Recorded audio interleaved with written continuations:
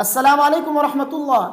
رمضان کے مہینے میں ان 3 اوقات میں قرآن کی تلاوت نہ کریں، چونکہ رمضان کا مہینہ چل رہا ہے اور لوگوں کی کوشش یہ ہوتی ہے کہ وہ خوب عبادات کریں، اللہ کو راضی کرے۔ اس مہینے میں زیادہ تر لوگ قرآن کی تلاوت کرتے رہتے ہیں۔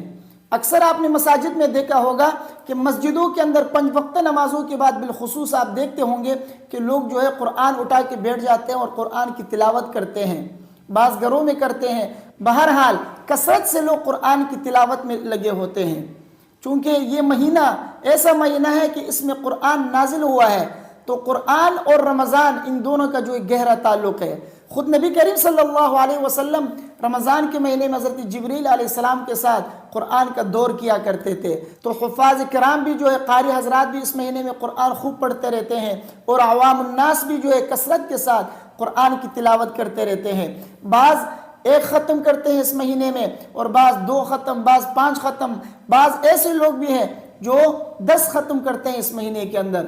بہرحال قرآن کی تلاوت الحمدللہ بہت زیادہ ہوتی ہے اس مہینے کے اندر، لیکن میں آپ کو ایک بات یہ بتاتا چلوں کہ قرآن کی تلاوت آپ کیجئے، خوب کریں، لیکن ان 3 اوقات میں قرآن کی تلاوت نہ کریں۔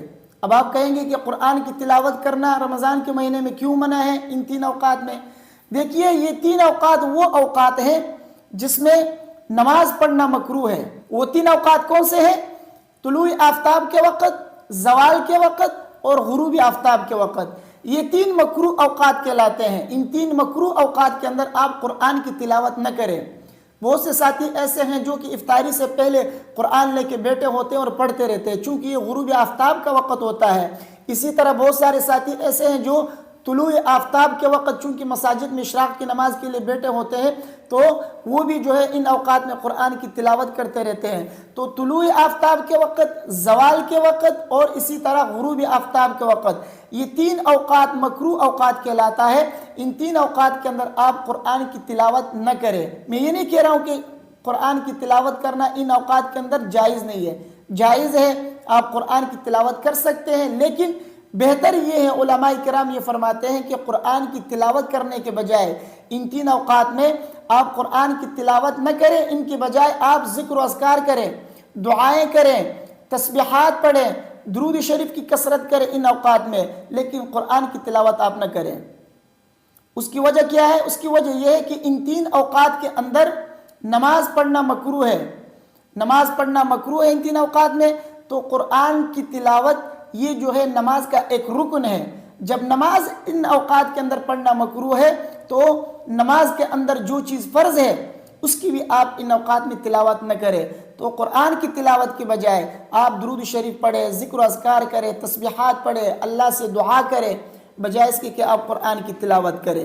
میں آپ کو اس کا حوالہ دیتا ہوں کہ ان 3 اوقات کے اندر قرآن کی تلاوت کرنے سے ذکر و اذکار کرنا، درود شریف کا پڑھنا، یہ زیادہ بہتر ہے۔ شرح تحتاوی کے اندر کتاب الصلاۃ فصل فی الاوقات المکروہہ، بیروت کا چاپ ہے، صفحہ نمبر 186 ہے، لکھا ہے کہ الصلاۃ علی النبی صلی اللہ علیہ وسلم والدعاء والتسبیح فی الاوقات المکروہہ افضل من قراءۃ القرآن۔ فرماتے ہیں اوقات مکروہہ کے اندر نبی کریم صلی اللہ علیہ وسلم پر درود کا پڑھنا، اسی طرح دعا کرنا اور اسی طرح تسبیحات کا پڑھنا، یہ افضل ہے قرآن کی تلاوت کرنے سے۔ اس کی وجہ کیا ہے؟ ان 3 اوقات میں قرآن کی تلاوت نہ کرنے کی وجہ یہ بتایا ہے، لأن القراءة رکن الصلاة وهي مکروہہ فالأولى ترک ما كان رکنا لها۔ فرماتے ہیں کہ قرآن کی تلاوت کرنا چونکہ یہ نماز کا رکن ہے، اور خود نماز ان 3 اوقات کے اندر پڑھنا یہ مکروہ ہے، تو بہتر یہ ہے کہ جو چیز نماز کا رکن ہے وہ بھی ان 3 اوقات میں نہ پڑھی جائے۔ تو جو حضرات، جو میرے بھائی قرآن کی تلاوت اس مہینے کے اندر کثرت سے کرتے ہیں، شوق رکھتے ہیں کہ وہ قرآن کی تلاوت کیا کرے اس مہینے میں، تو ان سے میری یہ گزارش ہے کہ وہ قرآن کی تلاوت تو کریں، لیکن اس کا لحاظ رکھیں کہ ان 3 اوقات کے اندر قرآن کی تلاوت نہ کریں۔ قرآن کی تلاوت کے بجائے وہ ذکر و اذکار میں مصروف رہے، درود شریف کی کثرت کیا کریں، تسبیحات پڑھیں، اللہ سے دعائیں کریں، مانگیں، لیکن قرآن کی تلاوت نہ کرے۔ میں یہ نہیں کہہ رہا ہوں کہ قرآن کی تلاوت کرنا خدا نخواستہ ان 3 اوقات میں گناہ ہے، جائز ہے، آپ پڑھ سکتے ہیں، لیکن بہتر ہے ذکر و اذکار کرنا۔ جو چیز بہتر ہے اس پہ عمل کرے۔ تو ذکر و اذکار کرنا، درود شریف کا پڑھنا، دعائیں کرنا، تسبیحات کا پڑھنا، یہ افضل ہے، علماء نے لکھا ہے، تو لہٰذا افضل پہ عمل کرے بجائے اس کی کہ آپ قرآن کی تلاوت کرے۔ مجھے امید ہے میری باتیں آپ کی سمجھ میں آ گئی ہوں گی۔ ویڈیو کو اپنے دوستوں کے ساتھ لازمی شیئر کیجیے گا۔